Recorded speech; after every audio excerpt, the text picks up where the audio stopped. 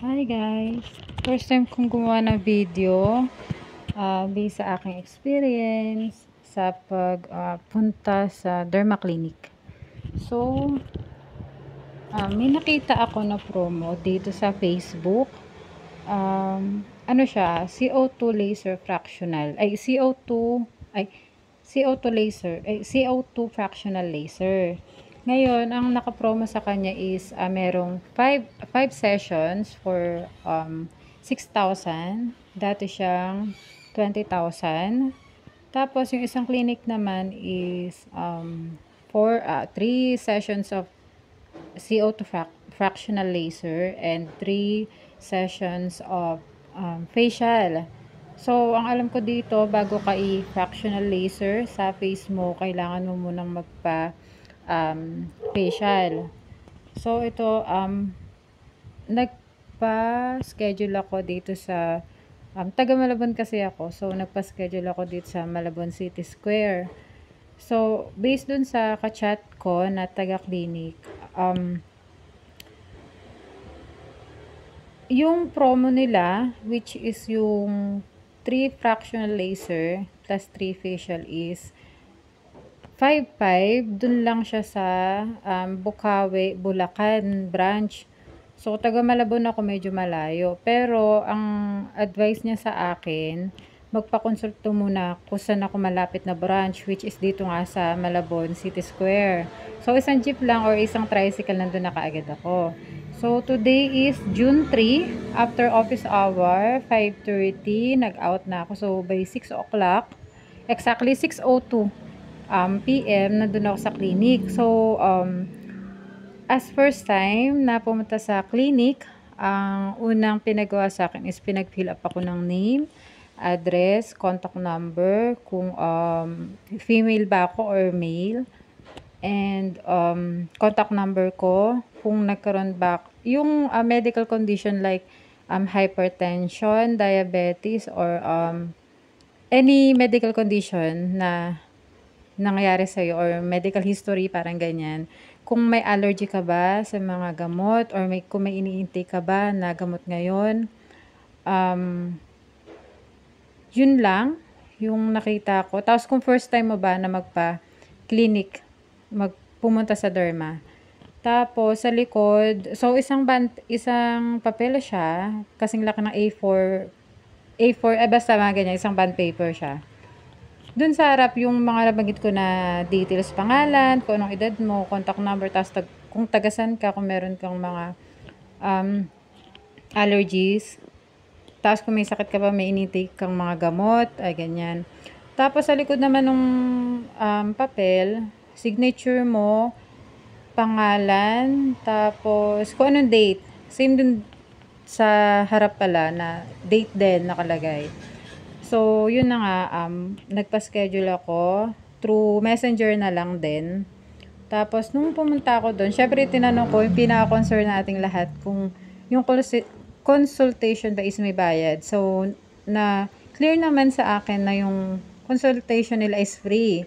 So, go naman ako doon kasi walang babayaran nga. At least, malalaman ko kung ano yung condition ng skin ko. So, ito na nga, during grade 6, para mga elementary days ko, grade 6 ganyan, so age ko na 14 to 15, mag-16 ganyan, nag-start na ako magkaroon ng pimples sa face ko. So syempre as teenager, parang na-conscious ka na may pimples ka, so kapag kinakapa mo yung skin mo, merong mga alam mo yon, hindi siya makinis, so ang tendency talaga, kukutkutin mo siya. So, pag kinukutkot mo pala, tama pala yung sinabi ng tatay ko. Kasi yung tatay ko before, tinigawat din talaga siya. Tapos, nung tinigawat siya, talagang makikita mo na may butas. Excuse me sa word. Pero, nagkakaroon talaga siya ng uka or parang butas sa mukha mo. So, yung sa akin, nagkaroon talaga siya ng butas. Kung makikita nyo, yan, butas. So, elementary, nagka-pimples ako, diba? So, nakukutkot ko siya, lalo pag natutulog, tapos makati siya, ganyan. Tapos high school, meron pa rin akong pimple. So, nung high school naman, ang ginawa ko, may classmate ako na mahilig sa skincare. So, kung ano yung skincare na nire-recommend niya, ginagamit ko din. Pero ang hindi ko talaga nagamit doon is yung Maxi Pill. Kasi may classmate talaga ako na gumamit ng Maxi Pill. Para siyang, naging parang longganisa yung mukha niya.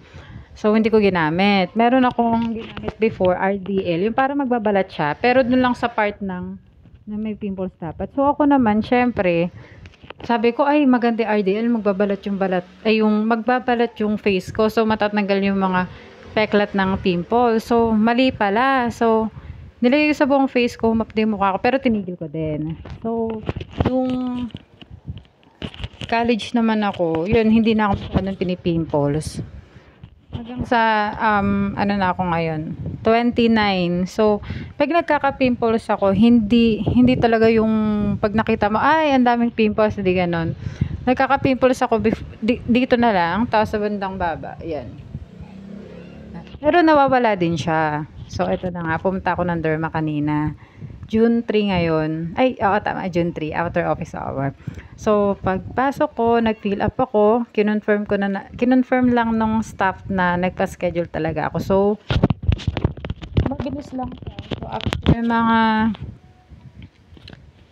5 minutes, 5 to 8 minutes, tinawag na ako. So, kung sino yung nagpa-fill up sa akin, yun din yung tumingin din sa skin ko. So, ako syempre first time ko, kinakabahan ako, baka ano yung i-recommend niya na mahal, yung ipinunta ko lang naman dun is yung promo nga na sa Bukawi branch nila na malayo nga dito sa Malabon. Ang promo kasi nila is ano talaga, 5-5. So, 3 facial, 3 CO2 fractional laser.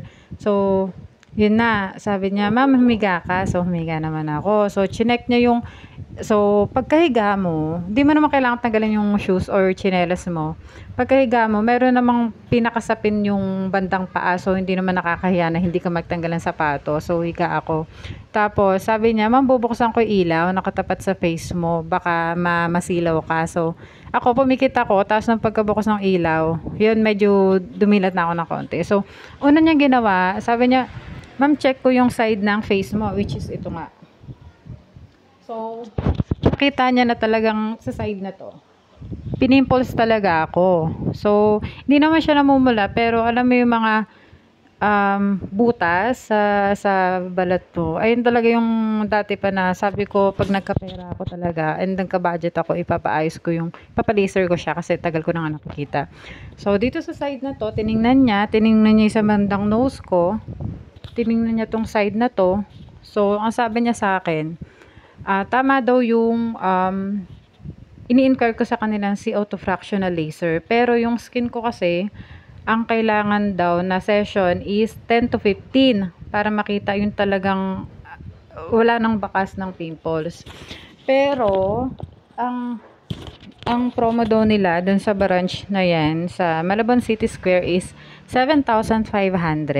Meron na siyang facial. Sa 7,500 na promo nila, meron na siyang facial, meron na siyang 5 session ng CO2 fractional laser. Ang sabi naman niya, makikita mo naman na may result talaga yung sa 5 session. Pero kung gusto mo talaga na maging glass skin, ang kailangan mo daw gawin is 10 to 15 sessions talaga. Kung meron ka talagang budget ha, bakit sino bang hindi, 'di ba?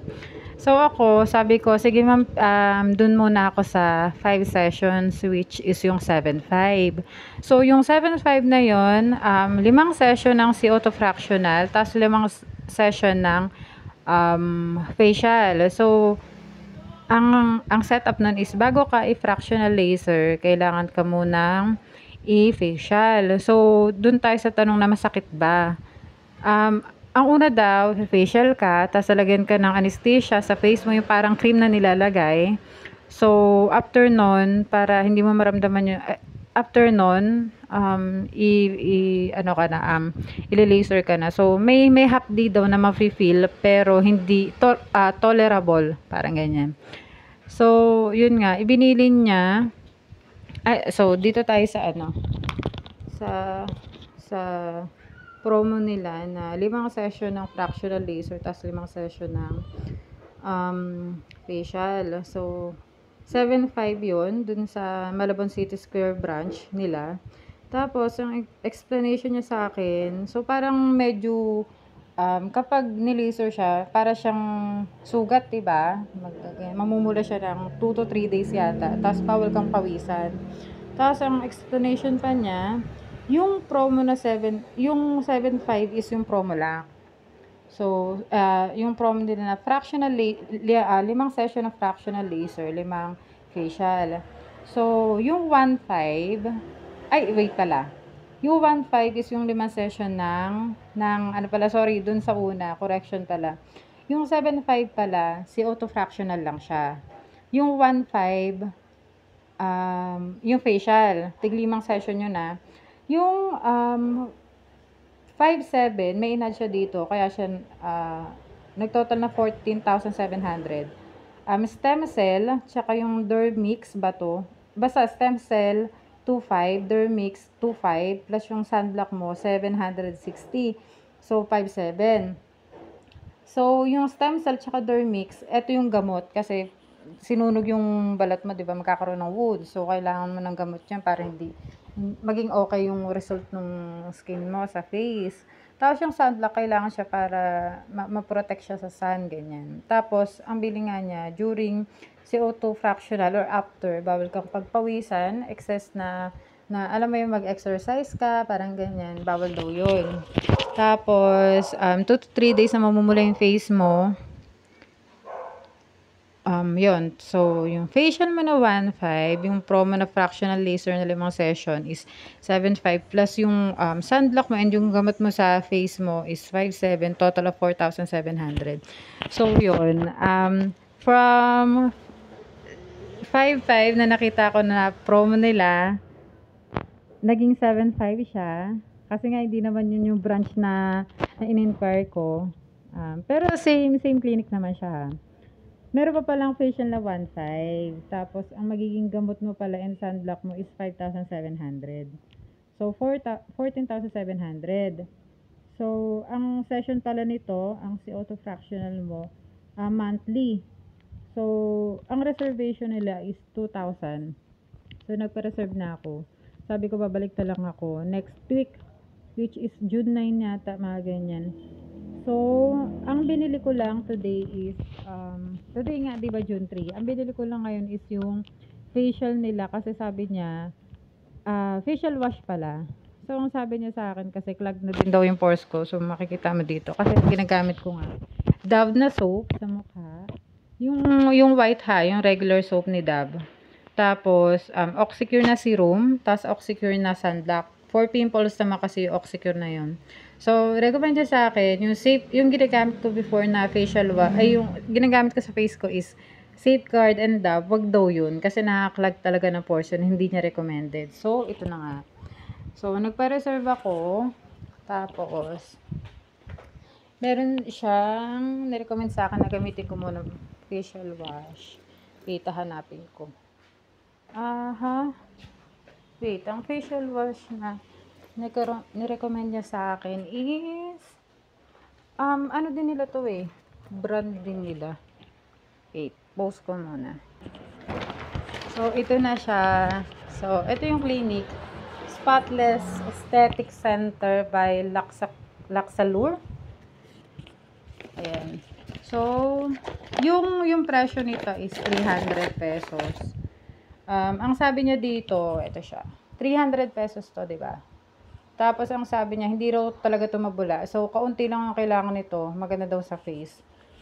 So, bumili na nga ako. So, ang nagastos ko, free consultation siya, pero, nagpa-reserve nga ako. 2,000 pesos plus yung facial. Sorry. Ang reservation fee is 2,000. Tapos, yung facial wash ko nga is 300. So, naka 2,300 ako. Tapos, transpo ko, nag-tricycle kasi ako, so 70. Tapos, nag-tricycle ulit ako pabalik, 40. So, yun, lahat yung nagastos ko. So, advice ko dun sa mga makakita ng promo sa mga derma clinic, magpaano muna kayo, magpa-schedule kayo ng free consultation dun sa mismong clinic bago kayo pumunta para less hassle kayo. Alam ko yung iba pwedeng mag-walk-in, pero mas sa akin mas okay yung magpapa-schedule ka bago ka pumunta para hindi ka na nga, alam mo yun, hassle-free, hindi ka maghihintay or parang alam mo na kung paano yung gagawin mo doon. So, free consultation siya.